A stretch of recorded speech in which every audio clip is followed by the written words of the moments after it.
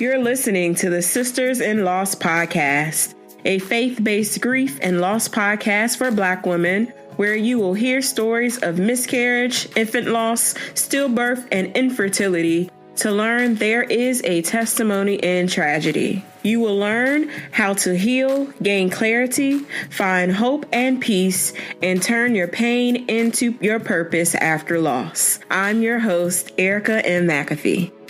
Welcome to episode 92 of the Sisters in Loss podcast. Tomorrow begins Black Maternal Health Week, which is April 11th through the 17th, 2019. And there is no better way to kick off this week than to talking to the women of the birthing justice movement. I had the pleasure of meeting these ladies this past December at the Black Mamas Matter conference in Atlanta, Georgia. These women work around maternal health, infant mortality, and maternal mortality, and all of the work that they do is remarkable. In today's episode, we have Dr. Sayida Peprah, who is a doula, licensed clinical therapist, speaker, and member of the Black Birthing Justice Movement. She shares in this episode what birthing justice is, why doulas are important, and what we can do to help the infant and mortality rates in our community. Here is Dr. Sayida Peprah. A theme that we have heard time and time again with Black women as they're reporting their stories, that there is violence and, fear-based coercion happening in the medical setting, and that they're not appreciating that and feeling traumatized by it at times, feeling like it's causing a lot of apathy, that they don't want to actually be in the medical world, which means that maybe they don't want to go to prenatals, or maybe they don't want to follow up with their postpartums because they felt so harassed and so disrespected, and anything from mild disrespect to actually having, nurses. There was one story that a woman told that she was a teenager when she gave birth, and the doctor wasn't in the room and it was time for her to push. She felt the need to push, and the nurse told her, "No, you can't push. The doctor's not here." The nurse was slapping her legs. "I told you not to push. Stop pushing." Really active aggression, not just, sort of like a passive disrespect that lots of women sometimes feel like they experience. And obviously we want to decrease, maternal mortality and infant mortality and, all of the disparities that we have in pregnancy and childbirth, related to, maternal health with Black women. Absolutely. So one thing that you had mentioned earlier was just talking about the legislation that you all are working on or that's coming down the line, particularly in California, around maternal and infant outcomes. So can you talk to us about just from a legislation perspective, what any bills or any other things that are services that are coming down the line, particularly in California, because that's where you are, and how that can affect maternal and infant outcomes. And then if there's anything federally that you know of that could affect us all, across the U.S. Mm-hmm. Well, I can tell you that just, sort of to start, there are lots of pilot programs and efforts that are underway in different major cities across the nation regarding infusing doulas into standard medical practice. So placing them in hospitals, attaching them to insurance, whether it's the Medicaid system. In California, we call it Medi-Cal, or just the private sector. Because really, if insurance companies kind of looked at the numbers, they're going to save a lot of money, if they have doulas that they're hiring, because you pay a doula a nice, $2,000. Of course, it's going to be different depending, but I'm just, saying for a round number to come in and assist a mother, during her birth, you're going to save probably $10,000 in C-section fees for a large percentage of that, because we know that doulas decrease statistically, the rate of C-sections and, increase the opportunity for women to have VBAC, something that a lot of them are having conversations about wanting to look at that. And so I know that that's sort of outside of legislation, but, sort of policy and that there's something happening where people are waking up to this issue. The concern has become, a national and internationally discussed issue, this maternal mortality and infant mortality among African-American women, being so strong. But in California, there's also this issue that has been looked at on the legislative side regarding maternal mental health, because in addition to the physiological stuff, having, low birth weight babies, having babies early, us losing our lives and losing our children, we also have high rates of postpartum mood disorders. And that is something that isn't really, I think, commonly known, especially like within the community, because, people may experience depression and anxieties and even psychosis or suicidality, but there's sort of a cultural norm of like, and keep it moving, like whatever you got going on, like you better get up and get it done. And so we don't see it as often talked about for sure. But it looks, sometimes it looks a bit different in the community, in the Black community than it does in sort of like the mainstream pop culture ideas of what, postpartum depression looks like. And so that's a big issue, this concern about the underutilization of like appropriate screening methods for all women, not just, women of color.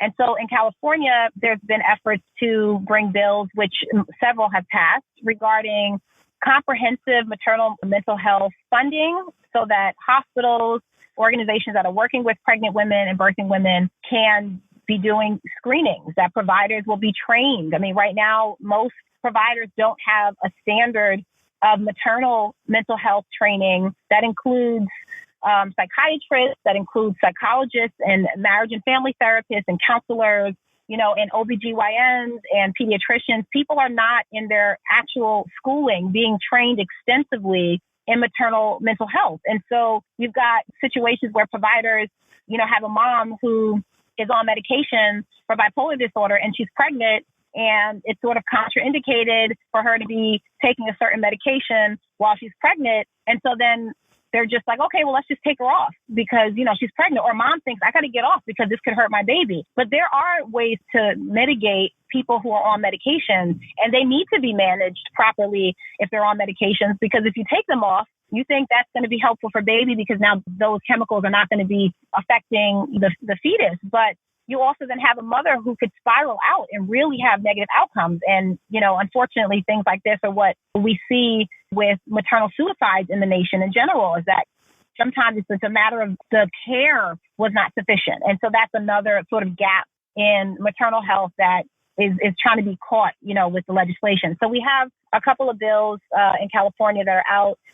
Definitely, there's a call to there being federal funding for maternal mental health training and screenings and programs to be increased in California. And obviously, in California, we like to note that we have, from what I understand, about 12% of the births in the nation. And so that's a pretty significant number to be looking at to say, like, well, what are the trends? If this works in California, this is something that could be adopted elsewhere, hoping that it happens. And the organization that really spearheaded that is Maternal Mental Health Now. And several other, community organizations that worked on that project, 2020 Mom, and just really exciting to be in California because these efforts are taken pretty seriously in the community.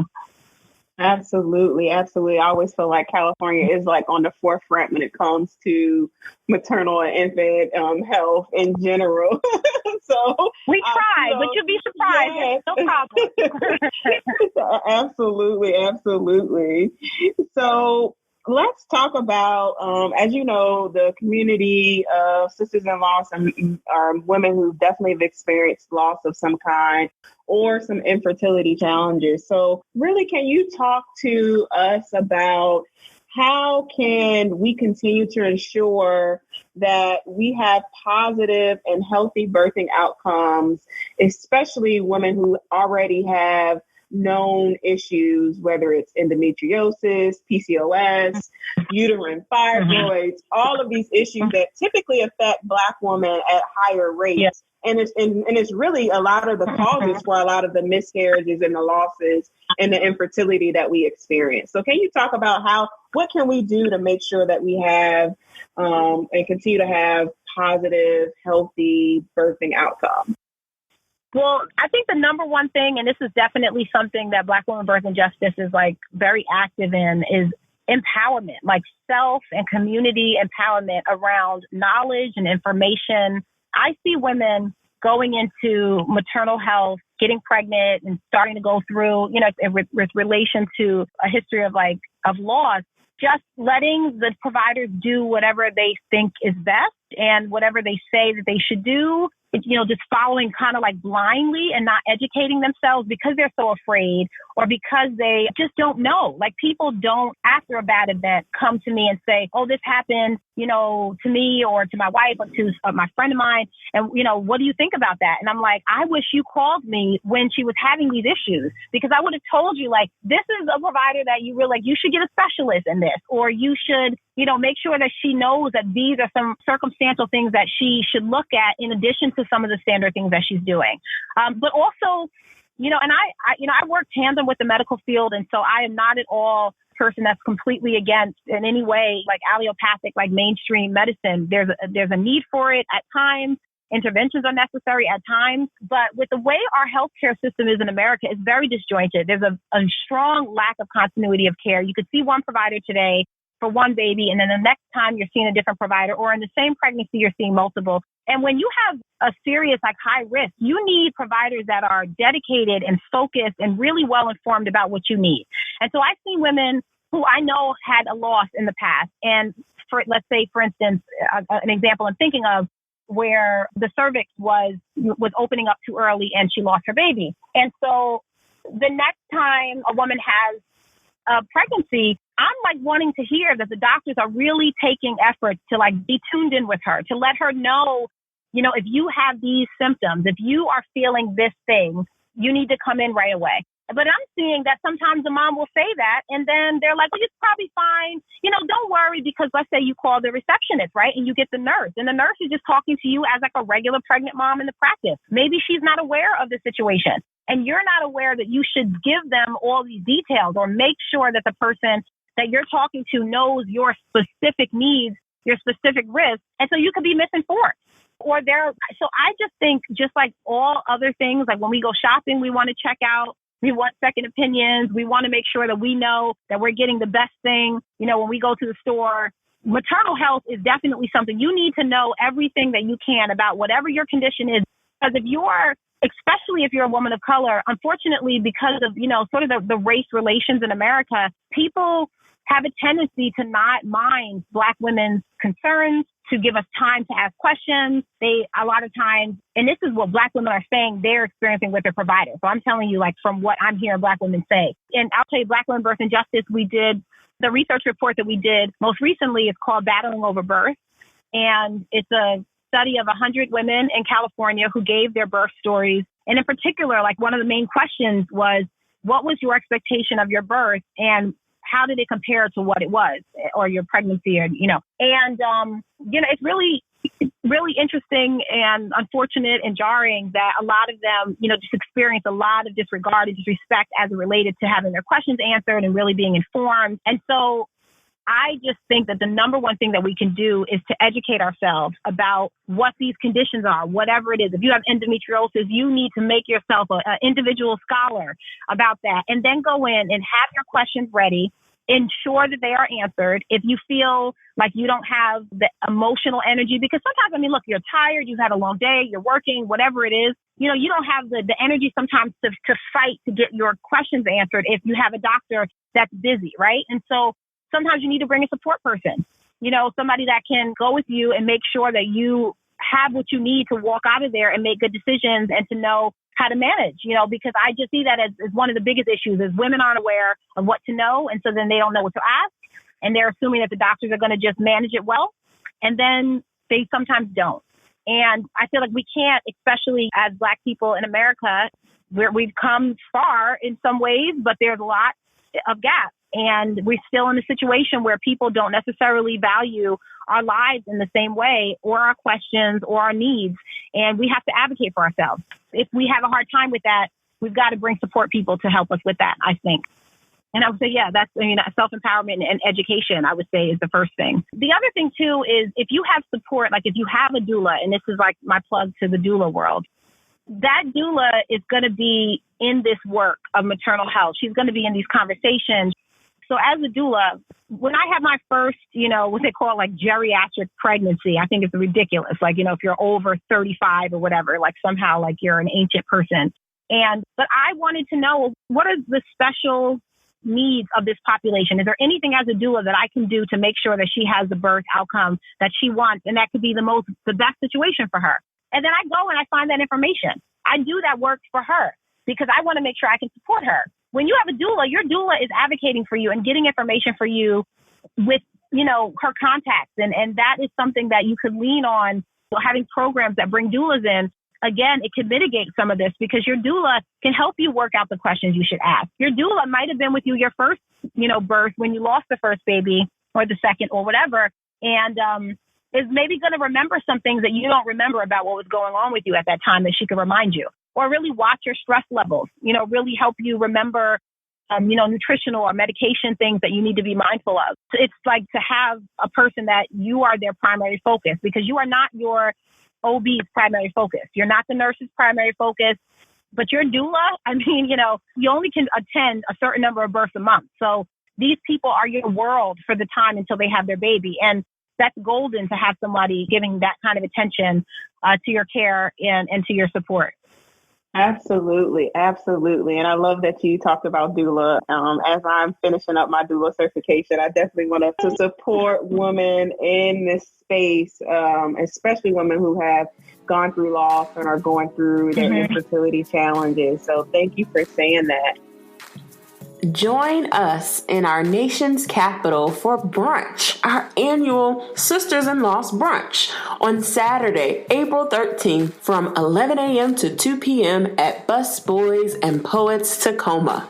We will hear from our keynote speaker, Arian Long of Family Box, and a dynamic panel of nonprofit organizational founders, including Esther Stenard from Miscarriage Matters, Dr. Camille Hammond from the Cade Foundation, and Nurse Patty from the Fontaine Foundation. We only have a few tickets left, and there will be no tickets sold at the door. So go to sistersinlossbrunch.com to purchase your ticket, and we cannot wait to see you in DC. So what can we do to help support Black women birth and justice movement?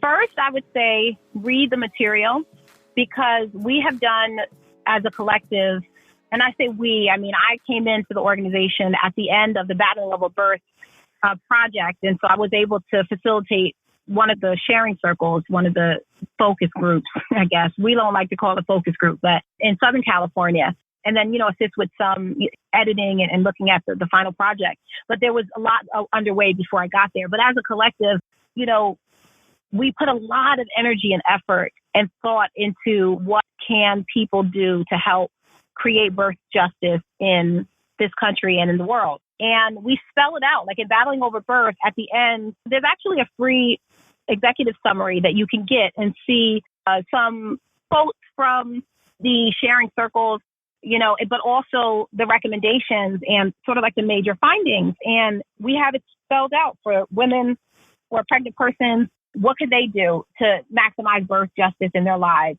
For midwives, doulas, lactation consultants, for hospitals, for policymakers, for advocates, for community centers.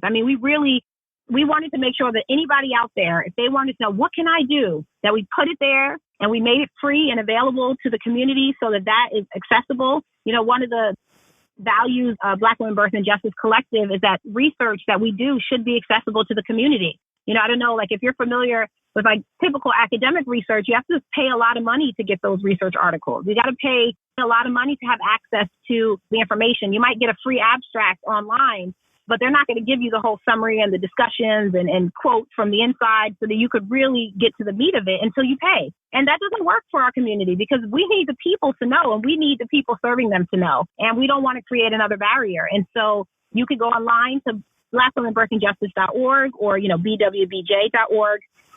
And if you click on the Battling Over Birth report, it'll show you a link to the executive summary. And I would say the first thing to do is read it. Really go through it and see where you fall in line and what you can do to increase, birth justice. If you want to really get into it and really hear, these stories are incredible and it's like a gem. I think I'm a psychologist. I'm used to hearing trauma and difficult stories. So for me, it's a gem to hear people suffering in some way because I can share with them in that. And I feel like there's a healing to be able to have someone witness your story and to love and have empathy for you in that moment, but also to make sure that happened doesn't happen again, and that I can know exactly what needs to not happen. And especially me as a psychologist and also, doing trainings, I want to be able to give these stories. So for those out there that are serving women and doing trainings and educating, you have the actual stories of women in various areas. So we have women who birthed in the hospital, women who birthed at home, women who birthed in birthing centers,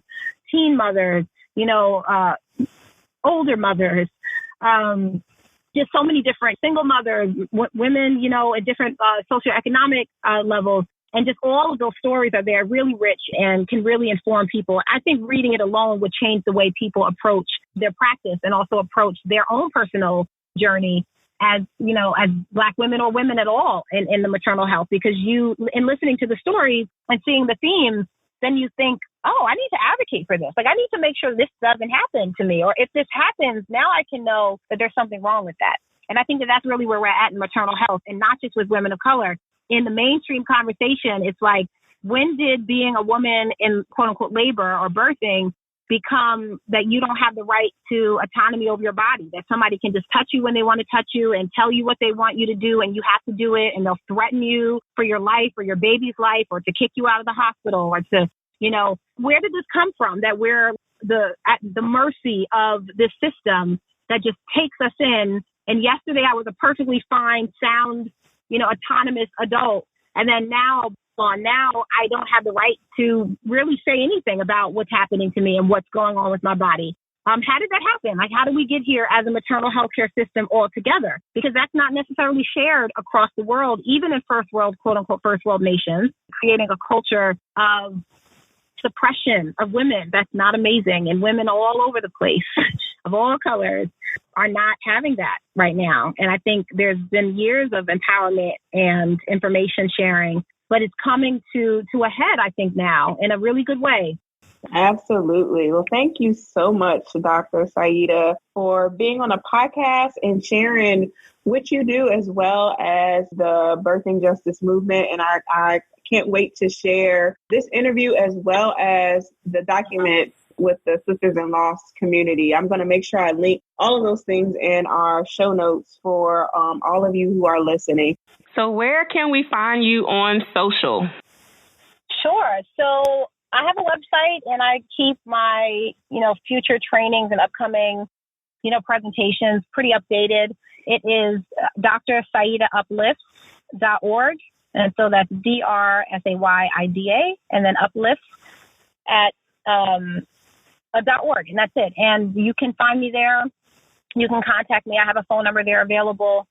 I really love to connect communities and love to connect with people. And so, I'm really, open to people contacting me. A lot of times people feel like, oh, I know you're busy, and I am super busy. But this work really can only be leveraged in us sharing information.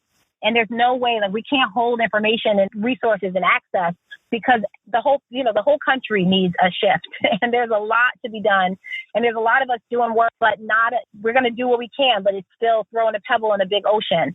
And I'm happy to support people wherever they are. So sometimes I have college students that write me, and graduate students about projects that they want to work on, hospitals, organizations, individuals.